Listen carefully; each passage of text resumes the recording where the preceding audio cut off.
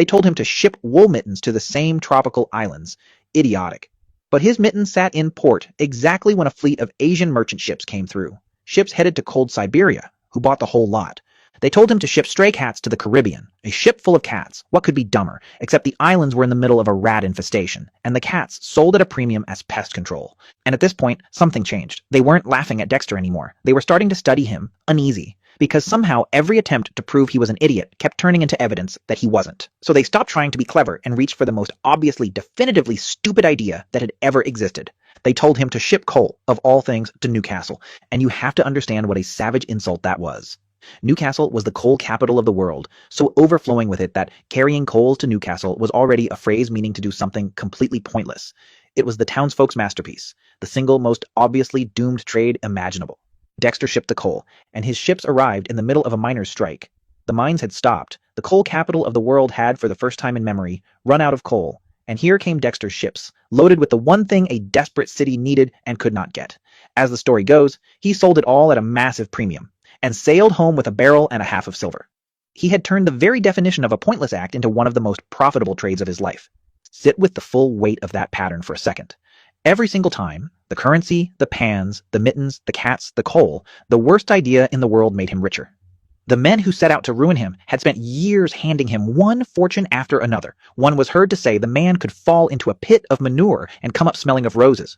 So now we arrive at the question this whole video has been building to, the one people have never really been able to settle. Was Timothy Dexter a fool? The case that he was is strong, and it's not just the trades. Once he was rich, Dexter behaved like a man with no sense at all. He declared himself a lord in a country that had just fought a war to abolish nobility. He filled his mansion grounds with 40 enormous wooden statues of the great men of history, and standing right among them, a giant statue of himself inscribed, "I am the first in the East, the first in the West, and the greatest philosopher in the Western world."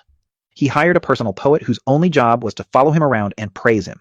He wrote a book, 8,000 words of misspelled gibberish, with not a single punctuation mark in it. And when readers complained they couldn't understand it, Dexter printed a new edition with an extra page at the back containing nothing but a block of punctuation marks, with a note telling readers to, his words, peeper and salt it as they please. Sprinkle them in wherever you like. And near the end of his life, Dexter faked his own death, staging a full funeral, complete with a coffin, just to see how many people would mourn him. Around 3,000 showed up. And Dexter, very much alive, watched the whole thing from hiding, furious by his own account that his wife wasn't crying nearly hard enough. That is not on its face the behavior of a stable genius.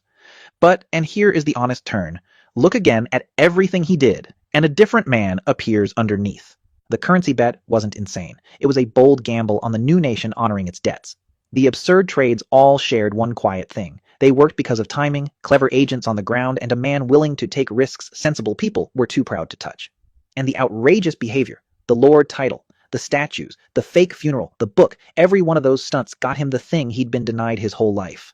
Attention, his name, everywhere, on everyone's lips. The fool, it turns out, understood publicity 200 years before it had a name. So which was he? And the only honest answer is that we'll never know. And that's the whole point of him. Maybe he was a genuine idiot the universe refused to let fail. Maybe he was a sharp, strange man who figured out that if the elite won't let you in the front door, you buy your way to immortality by becoming the greatest spectacle anyone's ever seen.